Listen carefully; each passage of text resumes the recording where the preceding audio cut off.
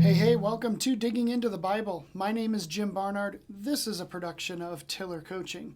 All right, well, it's day 58. Thank you for joining me today. We are starting Matthew chapter 22, and Jesus has one more parable for the chief priests and the Pharisees, about the chief priests and the Pharisees. It's so good. Let's not delay. Let's go ahead and dig in to Matthew chapter 22, starting at verse 1. And again, Jesus spoke to them in parables, saying, "The kingdom of heaven may be compared to a king who gave a wedding feast for his son, and sent his servants to call those who were invited to the wedding feast. But they would not come. Again, he sent other servants, saying, 'Tell those who are invited, see, I have prepared my dinner. My oxen and my fat calves have been slaughtered, and everything is ready. Come to the wedding feast.' But they paid no attention and went off, one to his farm, another to his business, while the rest seized his servants, treated them shamefully, and killed them. The king was angry. He sent his troops and destroyed those murderers and burned their city. And he said to his servants, 'The wedding feast is ready, but those invited were not worthy. Go to the main roads and invite to the wedding feast as many as you find.' And those servants went out into the roads and gathered all whom they found, both bad and good. So the wedding hall was filled with guests. But when the king came in to look at the guests, he saw there was a man who had no wedding garment. And he said to him, 'Friend, how did you get in here without a wedding garment?' And he was speechless. Then the king said to the attendants, 'Bind him hand and foot and cast him into the outer darkness. In that place there will be weeping and gnashing of teeth, for many are called, but few are chosen.'" All right, so this is an amazing parable, and it just seems very similar to the previous parable of the master and his vineyard. This parable of the tenants.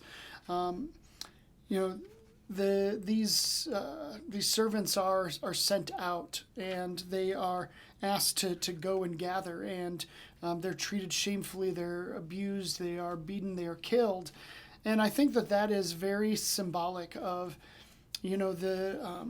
the people that Jesus has been sending out, the prophets and the servants and the workers. And, hopefully that we're all considered one of those, it's really a matter of honor that we would be sent out and, treated shamefully. I know that doesn't sound great, right? Like, ooh, yeah, sign me up for more of that. Like, I want some of that. But no, it actually is.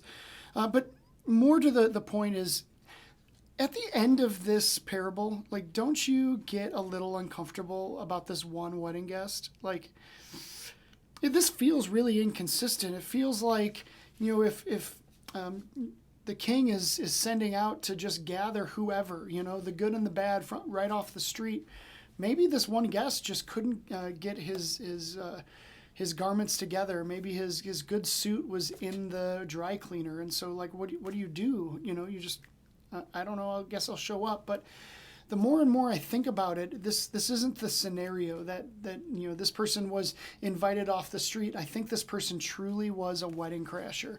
I think this person entered through the side door, because Jesus, like a pro, is calling back to old scripture without even calling it out. So there's this great scripture, Isaiah 61:10, that says this: "I will greatly rejoice in the Lord. My soul shall exult in my God, for he has clothed me with the garments of salvation. He has covered me with the robe of righteousness. As a bridegroom decks himself like a priest with a beautiful headdress, and as a bride adorns herself with her jewels." And, like, Jesus is specifically calling back to this, kind of saying that, like, he is outfitting these wedding guests, whether they deserve it or not. He is like pulling them in and adorning them with, like, this beautiful wedding garment, because he's invited them and they've accepted the invitation. But this one person is truly a wedding crasher. Now, you can think Vince Vaughn or Owen Wilson.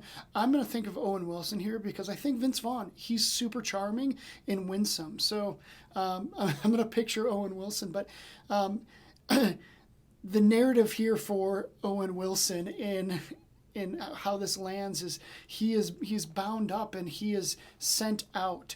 And I think I've kind of said this, but I would just want to make this explicit. Like, the king is sending him out to a place where there is weeping and gnashing of teeth because he doesn't belong. He is not invited to this feast, to this party.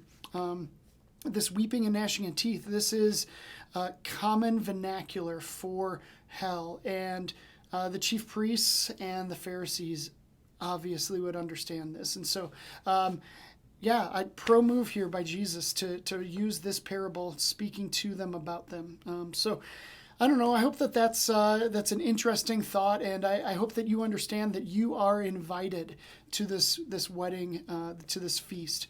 You don't have to go in through the side door because that's not going to work. You can come right in because you can just accept the invitation. So that's very important for you to recognize. And with that, thanks for watching. Thanks for listening. I look forward to seeing you tomorrow as we wrap up Matthew chapter 22. I'll see you then.